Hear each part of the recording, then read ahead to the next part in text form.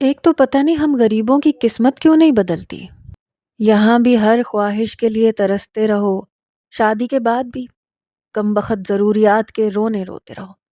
میں نے جب سے امی کے منہ سے یہ سنا تھا کہ میرے لیے ایک پرچون والے کا رشتہ آیا ہے، میں اپنے کمرے میں بیٹھی اپنا جی جلا رہی تھی، ہاتھ میں پکڑا ناول ایک طرف رکھا۔ پتہ نہیں یہ جہان سکندر جیسے لڑکے ہمارے پاکستان کی غریب گھرانوں کی لڑکیوں کے حصے میں کیوں نہیں آتے۔ میں نے بے دلی سے سوچا کہ امی کی آواز سنائی دی، صدف جلدی سے کچن میں آؤ، وہ لوگ شام 5 بجے پہنچ جائیں گے، چائے کے ساتھ آلو کے کٹلس بنانے ہیں، اس کی تیاری ابھی سے کر کے رکھنی ہے۔ میں بے دلی سے اٹھ کر کچن میں گئی تھی، شام کے لیے کچھ چیزیں ریڈی کی، ساتھ ہی ساتھ اپنی قسمت کو بھی کوسنے لگی۔ اس سے پہلے آنے والا ایک رشتہ دھوبی کا تھا اور اب پرچون والے کا۔ یہ بڑے بڑے بزنس مین اور کمپنی والوں کو ہم جیسی خوبصورت اور عام سی لڑکیاں کیوں نظر نہیں آتی؟ کوئی سالار سکندر جیسا پڑوسی ہمارے گھر کے پاس کیوں نہیں رہتا؟ یہاں تو کمبخت بس ویلے ناکارا کبوتر باز چھت پر منڈلاتے نظر آتے ہیں۔ ہائے صدف، کاش کوئی ترکی سے کراچی کے اس پسماندہ علاقے میں غلطی سے آ جائے اور اس کی نظر مجھ پہ پڑ جائے اور میں اسے اچھی لگنے لگوں، بالکل حیا سلیمان کی طرح۔ اسے کون سے سرخاب کے پر لگے تھے، لیکن بہرحال ہمارے لیے تو دھوبی اور پرچون والے ہی رہ گئے ہیں۔ یہی سب سوچ کر میں اپنا جی جلاتے ہوئے کمرے میں آئی، وہی ایک کاٹن کا کڑھائی والا جوڑا نکالا جو ہر بار رشتہ دیکھنے آنے والوں کے لیے میں پہنتی تھی۔ اسے دوبارہ سے پانی لگا لگا کے اچھی طرح سے استری کیا اور پہن لیا۔ ہر بار کی طرح آنکھوں میں کاجل لگایا، لیکن میں نہیں چاہتی تھی کہ میری شادی اس پرچون والے سے ہو، اس لیے جب وہ لوگ مجھے دیکھنے آئے تو اس کی ماں کے سامنے بس چپ چاپ بیٹھ گئی۔ چائے کے لوازمات میری والدہ جب باہر لینے گئیں تو میں نے اپنی دونوں آنکھیں ٹیڑھی کر لی۔ سامنے بیٹھی لڑکے کی ماں برابر بیٹھی عورت سے کہنے لگی، ارے دیکھو، مجھے تو لڑکی مہنگی لگ رہی ہے۔ جیسے ہی رشتہ کروانے والی خالہ نے میری طرف دیکھا، میں نے آنکھیں بالکل ٹھیک کر لیں۔ وہ کہنے لگی، نہیں نہیں، ایسی کوئی بات نہیں ہے۔ بہرحال جو شک میں نے اس عورت کی نظر میں ڈالنا تھا وہ میں ڈال چکی تھی۔ کچھ ہی دیر بعد وہ اٹھ کر چلی گئی۔ جو میں چاہتی تھی، رشتے سے صاف انکار ہو گیا۔ میں نے شکر کا کلمہ پڑھا اور اپنی دوست کو اپنی یہ رودات سنانے لگی۔ وہ یہ سن کے ہنس ہنس کے دوہری ہو گئی، میرے پڑوس میں ہی رہتی تھی۔ کہنے لگی، اگر تم چاہتی ہو نا تمہاری شادی کسی دھوبی اور پرچون والے سے نہ ہو تو بیٹا پھر خود ہی کوشش کرو۔ میں نے کہا، کیا کروں، ترکی چلی جاؤں؟ وہ کہنے لگی، نہیں، فیس بک پر ایک ایسے نوجوان سے دوستی کرو جو ترکی میں رہتا ہو، بالکل جہاں سکندر جیسا دکھتا ہو۔ میں نے کہا، فیس بک پہ دیکھنے والے کون سے کوئی سچے ہوتے ہیں؟ وہ کہنے لگی، ارے آج کل زیادہ تر لڑکے اپنی ہی تصویریں لگاتے ہیں، تم ٹرائی تو کر کے دیکھو۔ میں نے سوچا کہ کر لینے میں کوئی حرج بھی نہیں ہے۔ میں نے موبائل اٹھایا اور فیس بک پر ترکی کے نوجوانوں کو دیکھنے لگی۔ ایک سے ایک ہینڈسم خوبصورت نوجوان تھے۔ اب یہ سب لوگ جھوٹے تو نہیں ہو سکتے تھے۔ میں نے جا کر ان کی فیس بک پر ان کی لگی ہوئی تصاویر پر کمنٹس کرنے شروع کر دیے۔ ان میں سے ایک نوجوان کا مجھے میسج آیا، کافی ہینڈسم نوجوان تھا۔ اس نے میسیجز سے مجھ سے ہیلو ہائی کا میسج کیا تھا، میں نے بھی اسے جواب دینا شروع کر دیا۔ اسی طرح بات کا سلسلہ چل نکلا۔ باتوں باتوں میں مجھے پتا چل گیا تھا کہ اس کا تعلق ترکی سے ہی ہے اور یہ تصویر بھی اسی کی ہے۔ وہ کافی لفظ ترکش زبان کے بھی بول جاتا تھا۔ میں نے face book per I D پر جو اپنی تصویر لگائی تھی وہ ایک بے حد خوبصورت لڑکی کی تصویر لگائی تھی اور اس سے یہی کہا تھا کہ یہ میں ہی ہوں، لیکن ہوں پاکستان سے۔ ہماری باتوں کا سلسلہ اسی طرح آگے بڑھنے لگا۔ آہستہ آہستہ اس لڑکے کی فرمائشیں بڑھنے لگی۔ کہنے لگا، اپنی کوئی تصویر بھیجو۔ میں نے اسی لڑکی کی تصویر کو کچھ ایڈٹ کر کے بھیج دیا۔ وہ تصویر بھی میں نے سوشل میڈیا سے ہی حاصل کی تھی، لیکن اسے ایڈٹ کر کے اصل تصویر سے کافی حد تک بدل دیا تھا۔ لیکن ایک بار میری جان اس وقت نکلی جب اس نے کہا کہ وہ مجھ سے ویڈیو کال پر بات کرنا چاہتا ہے۔ میں نے کہا، نہ بابا نہ، ہمارے ہاں یہ سب کچھ نہیں ہوتا۔ کہنے لگا میں تو تمہارے بارے میں بہت سنجیدہ ہو چکا ہوں، تم سے شادی تک کا سوچ چکا ہوں۔ یہ سن کر میں بڑی خوش ہوئی کہ ایک بار اگر وہ میری محبت میں سچ مچ مبتلا ہو گیا تو یقیناً میرے لیے پاکستان بھی آ جائے گا، اور پھر تو میرے وارے نیارے ہو جائیں گے۔ کیونکہ میں نے سنا تھا کہ محبت اندھی ہوتی ہے، ایک بار کسی سے ہو جائے پھر اس کی شکل صورت کوئی اہمیت نہیں رکھتی۔ میں ایک عام شکل و صورت کی مالک لڑکی تھی، بہت زیادہ حسین نہیں تھی اور نہ ہی بہت زیادہ امیر تھی، لیکن ان دنوں میں ہواؤں میں اڑ رہی تھی، حسین خواب اپنی آنکھوں میں سجا رہی تھی۔ جب بھی میں جہان سکندر اور حیا سلیمان کا کوئی بھی سین پڑھتی تو اس لڑکے کا تصور باندھ لیتی۔ ہاں، یہ کہا جا سکتا ہے کہ میں ناول لور تھی۔ مجھے خوبصورت، ہینڈسم، سوٹڈ بوٹڈ قسم کے نوجوان بہت اچھے لگتے تھے، بالکل ناول کے ہیرو جیسے۔ لیکن برا ہو میری پھپھو کا، جن کا بیٹا اپنی نوکری کے چکر میں کراچی آیا۔ رہتا تو وہ راول پنڈی میں تھا، اور راول پنڈی کے ایسے پسماندہ علاقے میں جیسے ہم کراچی میں رہتے تھے۔ بس راول پنڈی کی جس کمپنی میں وہ نوکری کرتا تھا ویسی ہی کمپنی کراچی میں بھی تھی، اس لیے انہوں نے اسے کراچی بھیج دیا۔ سارا مسئلہ رہائش کا تھا جو میرے ابا نے منٹوں میں حل کر دیا کہ بھائی جب بھائی کا گھر ہے تو بھانجا ادھر ادھر کیوں رلتا پھرے۔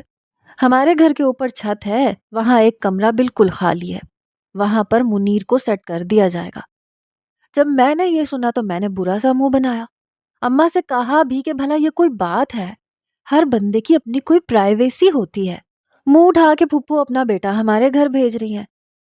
میری ماں کہنے لگی تم تو چپ ہی رہو، جانتی ہو نا اپنے ابا کو، اپنی بہن پر، بہن کی اولاد پر کیسے نچھاور ہوئے جاتے ہیں۔ ایک تو جیسے اس کا نام منیر تھا، پرانے زمانے ٹائپ کا، ویسا ہی اس کا حلیہ بھی تھا، ایک دم پینڈو قسم کا، بھاری جسم کا مالک، اور شلوار قمیض بڑے شوق سے پہنتا تھا۔ شکل صورت بھی ایسی تھی، عام سی، اور کمپنی بھی کوئی بہت اعلیٰ قسم کی نہیں تھی، معمولی سی تھی، یقیناً تنخواہ بھی کوئی اچھی نہیں تھی۔ منیر کو دیکھ کے میں نے بس سلام کیا تھا، پھر امی نے بھی مجھے کہا کہ کوئی ضرورت نہیں ہے اس کے ساتھ ٹھٹھے لگانے کی یا فری ہونے کی۔ میں نے کہا شکل دیکھی ہے آپ نے اس کی، مجھے کیا ضرورت پڑی ہے اس کے ساتھ بات بھی کروں، مذاق اور ٹھٹھے لگانا تو بہت دور کی بات ہے۔ امی کہتی کہ میں تو چاہتی ہوں جلد از جلد تمہارا کہیں رشتہ طے ہو جائے کیونکہ تمہاری پھپھو کی نظر تم پہ ہے۔ میں نے کہا اماں میں مر کے بھی کبھی اس منیر کے بچے سے شادی نہیں کروں گی، نام دیکھا ہے اس کا، ایسے لگتا ہے 10 بچوں کا باپ ہو، یہ بھی کوئی نام ہے؟ ارے نام ہوتا ہے جہان سکندر، سالار، عمر حیات، عمر جہانگیر، فارس، زارون۔ میں نے ناول کے ہیروز کے نام گنوانا شروع کیے۔ میری والدہ حیرت سے مجھے تکے جا رہی تھی، کہنے لگی کمبخت، اتنے لڑکوں کے نام تجھے کیسے پتا؟ میں نے کہا تھوڑا سا کچن سے باہر نکل کے نا کبھی کچھ پڑھ بھی لیا کریں تاکہ آپ کو بھی پتا چلے کیسے کیسے نوجوان ماؤں نے پیدا کیے ہیں۔ میری ماں سمجھ گئی، ایک زوردار تھپڑ میری کمر پہ مارا، کہنے لگی کمبخت، ایسے بچے ماں نہیں پیدا کرتی، یہ لکھنے والی کے اپنے خیالات کی دنیا کا کوئی نمونہ ہوتا ہے جسے بنا کے لکھ دیتے ہیں، اور تم جیسی بے وقوف لڑکی ان کے پیچھے پاگل ہو جاتی ہے۔ ارے ہم جیسی مائیں ایسے ہی بچے پیدا کرتی ہیں جن کا ناک موٹا ہوتا ہے، رنگ پکا ہوتا ہے، اور شکل بھی کوئی خاص نہیں ہوتی۔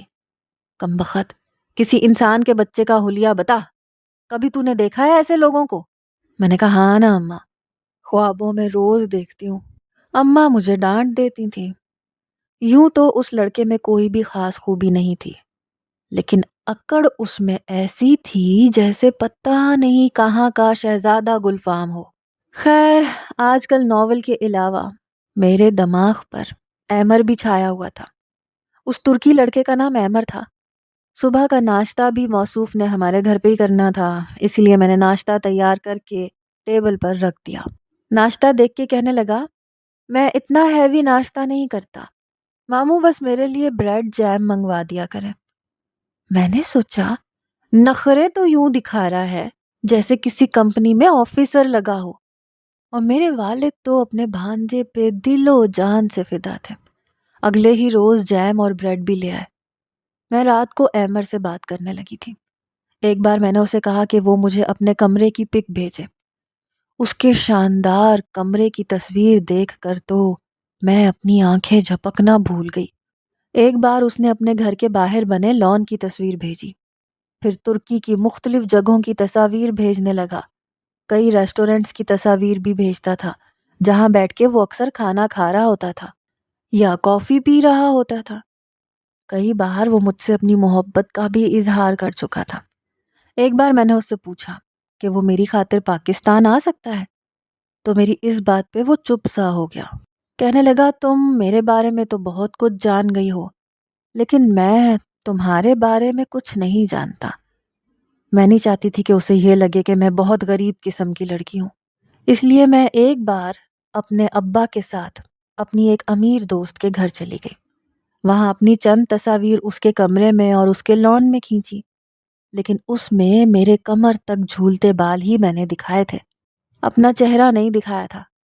میرے لمبے گھنے بال دیکھ کر تو وہ مجھ پہ فدا ہونے لگا۔ ایمر مجھ سے کہنے لگا، مجھے لمبے بالوں سے عشق ہے، اب تو مجھے تمہیں دیکھنے کا اور بھی اشتیاق بڑھ چکا ہے۔ میں چاہتی تھی کہ اسے اپنا چہرہ دکھائے بنا، بس اسے اپنی ادائیں دکھا کر اپنی محبت میں اس قدر پاگل کر دوں کہ وہ مجھ سے شادی کو تیار ہو جائے تاکہ میں ترکی چلی جاؤں۔ جب سے اس نے میرے لمبے بالوں والی تصاویر دیکھی تھی، وہ بار بار مجھ سے ویڈیو کال کی ضد کرنے لگا۔ کہتا تھا، تمہارے عشق میں پاگل ہونے لگا ہوں، اور اسی طرح کی اور باتیں۔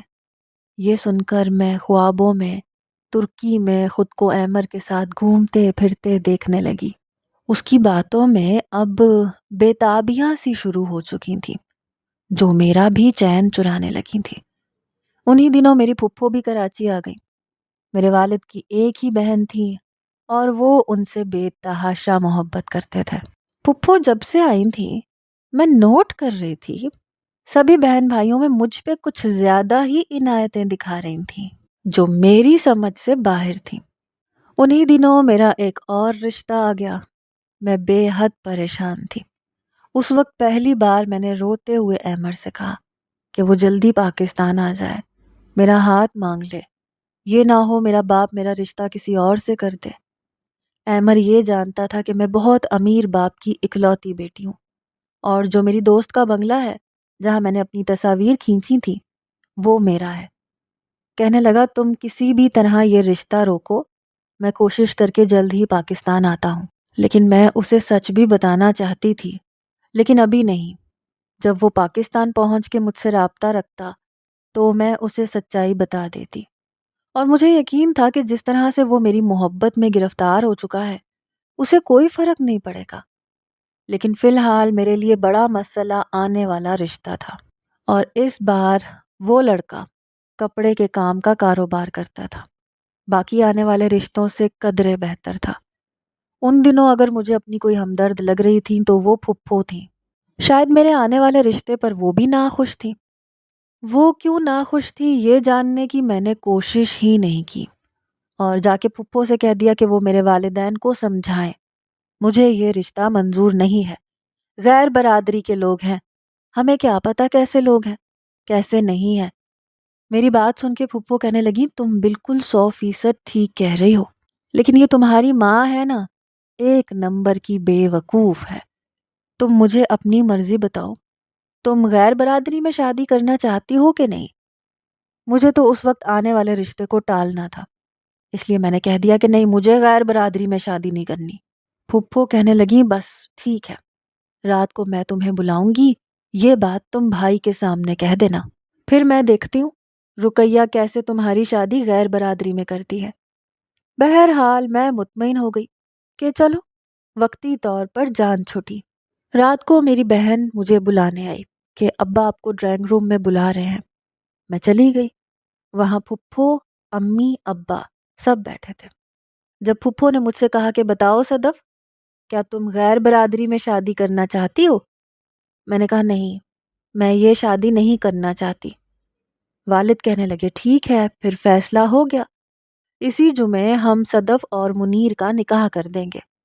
ویسے اس کی نوکری یہاں پکی ہو چکی ہے اور تم لوگ کل تک اپنے کرائے کے گھر میں بھی شفٹ ہو جاؤ گے۔ جہیز تم لوگوں کو چاہیے نہیں تو پھر دیر کس بات کی ہے؟ یہ سن کے میرے ہوش اڑے۔ میری ماں ماتھے پہ بل ڈالے مجھے قہر بھری نظروں سے دیکھ رہی تھی اور میں تو جتنا حیران ہوتی اتنا ہی کم تھا۔ بھلا یہ منیر بیچ میں کہاں سے آ ٹپکا؟ اس وقت تو میرا دماغ سائیں سائیں کرنے لگا۔ میں واپس اپنے کمرے میں آ گئی، لیکن کچھ ہی دیر بعد میری ماں میرے کمرے میں آئی۔ کہنے لگی، شرم نہیں آئی تمہیں سب کے سامنے بکواس کرتے ہوئے؟ ویسے تو مجھے تیری پھپھو ایک آنکھ نہیں بھاتی، اور تم نے اپنے باپ کے سامنے مجھے جھوٹا کر دیا۔ میں نے کہا، اماں میں نے یہ کب کہا کہ مجھے پھپھو کے گھر شادی کرنی ہے؟ امی کہنے لگی، وہی تمہارا رشتہ منیر کے لیے مانگ رہی تھی، لیکن میں نے کہا کہ میری بچی غیر برادری میں جانا چاہتی ہے، لیکن تم نے پھٹ سے انکار کر دیا۔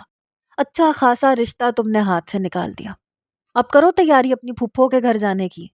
امی یہ کہہ کے غصے سے کمرے سے باہر چلی گئی۔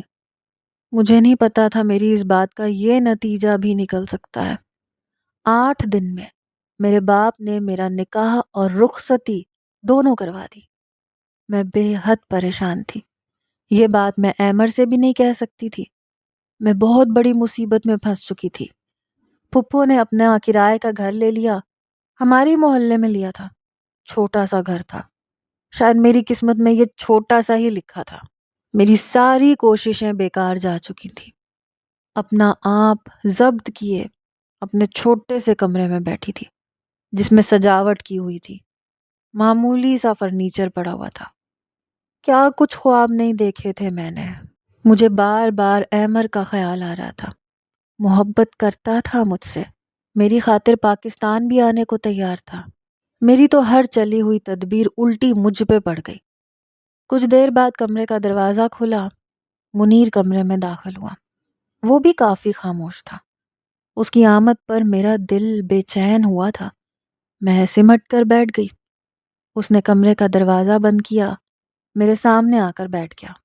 کہنے لگا، یہ سب کچھ بہت اچانک اور جلدی جلدی ہوا ہے۔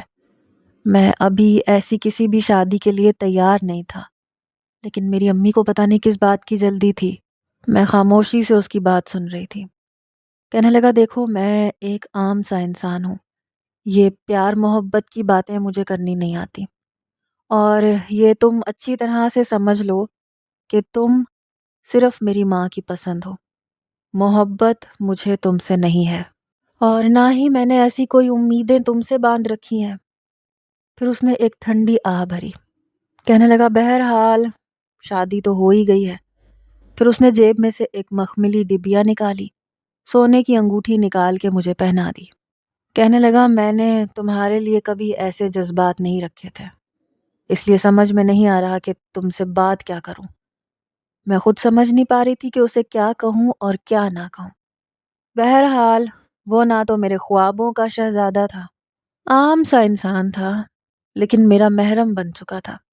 میں اسے اس کے حق کے لیے منع نہیں کر سکتی تھی۔ اس نے اپنا حق مجھ سے ضرور وصول کیا تھا، لیکن ہمارے بیچ کوئی ایسی خوبصورت بات یا یاد نہیں تھی۔ پتہ نہیں کیوں، لیکن صبح مجھے بڑا رونا آ رہا تھا۔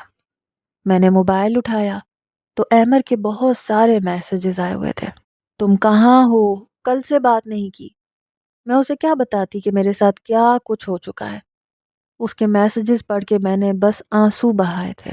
میرا شوہر تو نہا دھو کے کپڑے بدل کے کمرے سے باہر بھی جا چکا تھا، جیسے صرف ایک فرض نبھانا تھا، یہ اس کے لیے ضروری تھا۔ میں نے اسے کوئی جواب نہیں دیا۔ موبائل آف کیا، اپنے آنسو صاف کیے، اپنی بری کا ایک جوڑا نکالا، نہا دھو کے پہن کے باہر آ گئی۔ میری پھپھو نے ناشتے میں بہت سا سامان منگوا رکھا تھا۔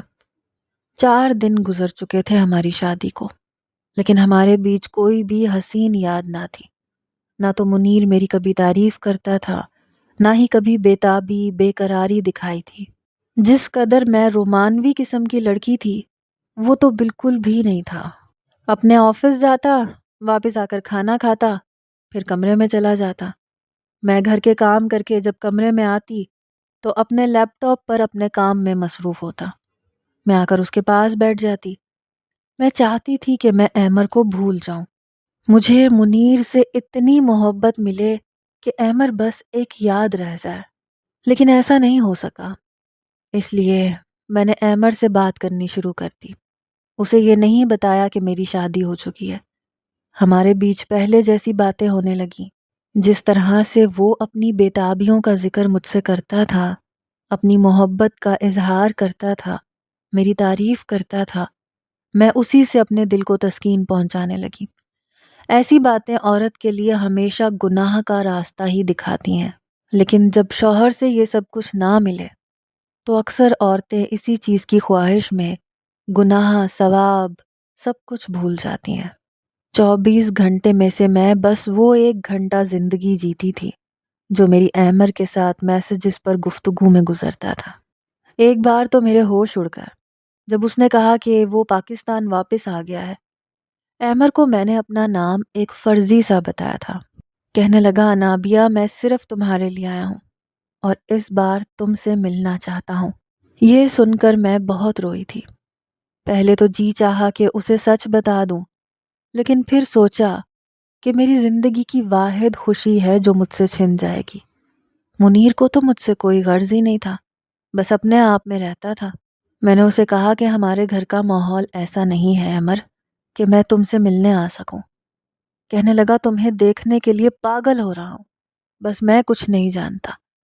اس نے مجھے اپنے ہوٹل کا نام بتایا جہاں وہ رکا ہوا تھا۔ کہہ رہا تھا کہ اس کے نیچے ایک بہت بڑا ریسٹورنٹ بھی ہے، تم وہاں آ جانا۔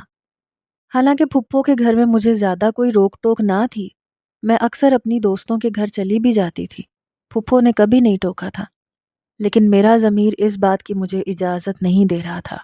شاید میرا ضمیر مجھے اس کام سے روک رہا تھا، لیکن میں محبت کے ہاتھوں اپنے آپ کو بے بس اور مجبور سمجھ رہی تھی۔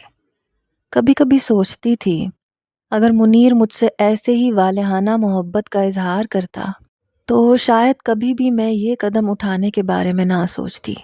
لیکن پھر یہ بھی سوچ رہی تھی کہ احمر نے تو مجھے دیکھا بھی نہیں ہے، ہو سکتا ہے مجھے دیکھتے ہی انکار کر دے۔ اس نے صرف میرے لمبے اور گھنے خوبصورت بال دیکھے تھے اور دیوانہ ہو گیا تھا۔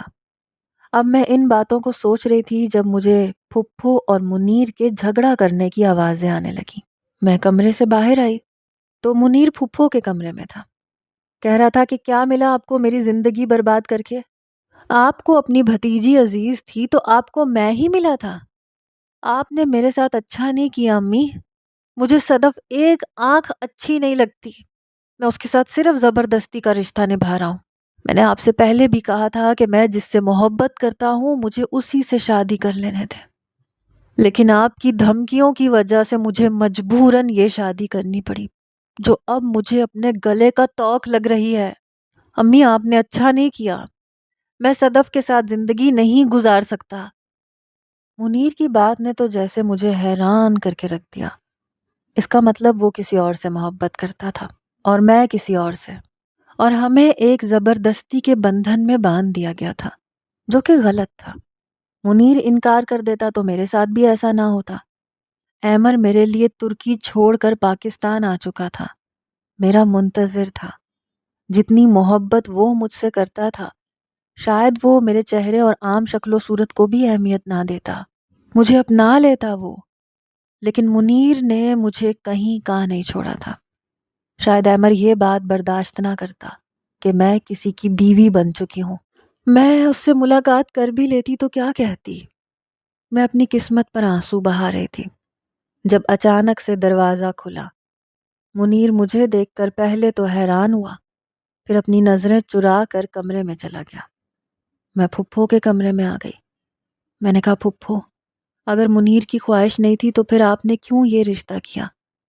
مجھے یوں روتا ہوا دیکھ کر میری پھپھو کچھ شرمندہ سی ہو گئی۔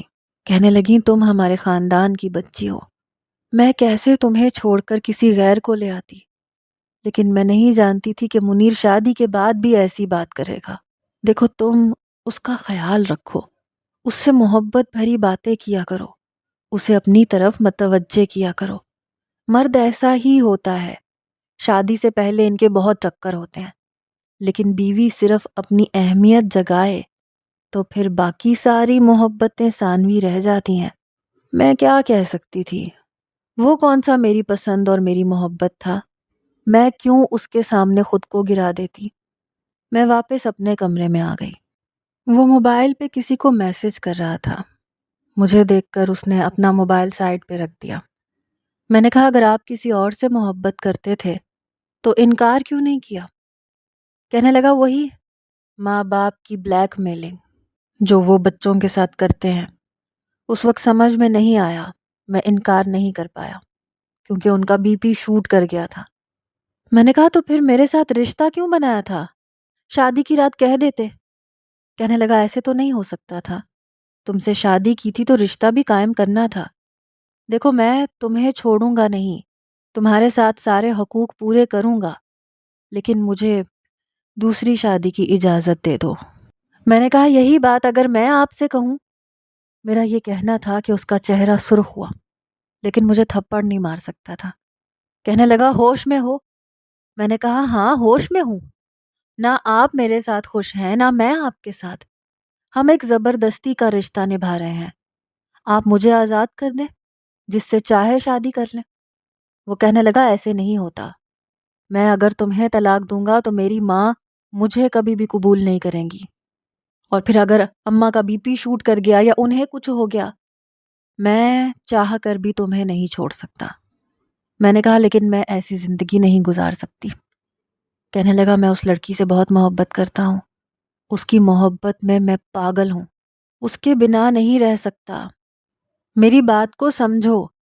میں نے کہا اگر یہی بات میں آپ سے کہوں تو آپ کو کیسے لگے گا؟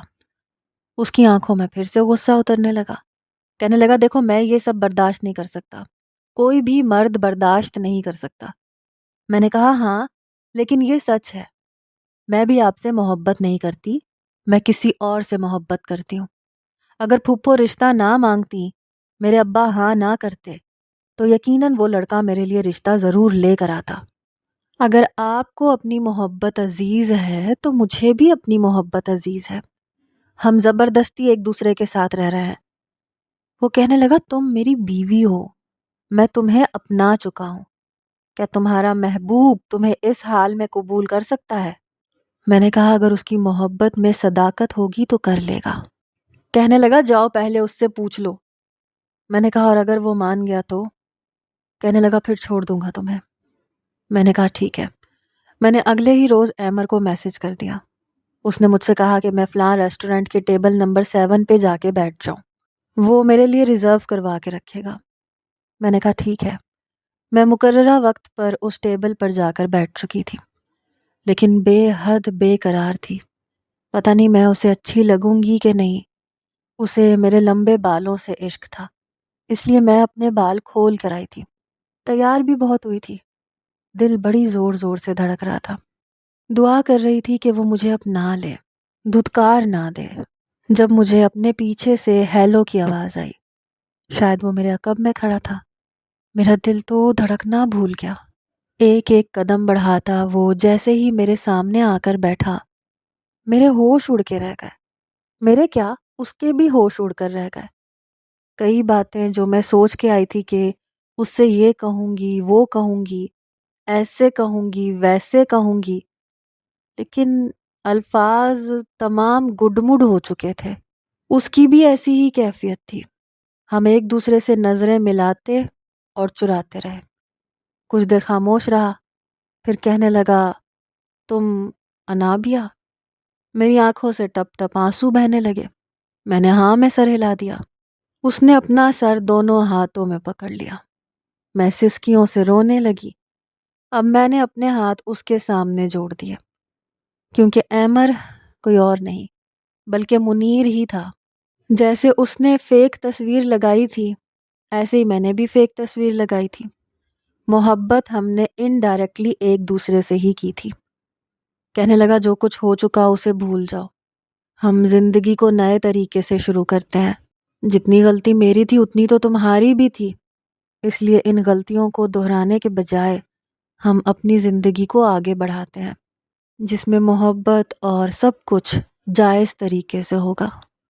میں اب بھی ناول پڑھتی ہوں، لیکن تصور میں کسی بھی ہیرو کو اپنا کرش نہیں بناتی، کیونکہ سارا مسئلہ وہیں سے شروع ہوتا ہے۔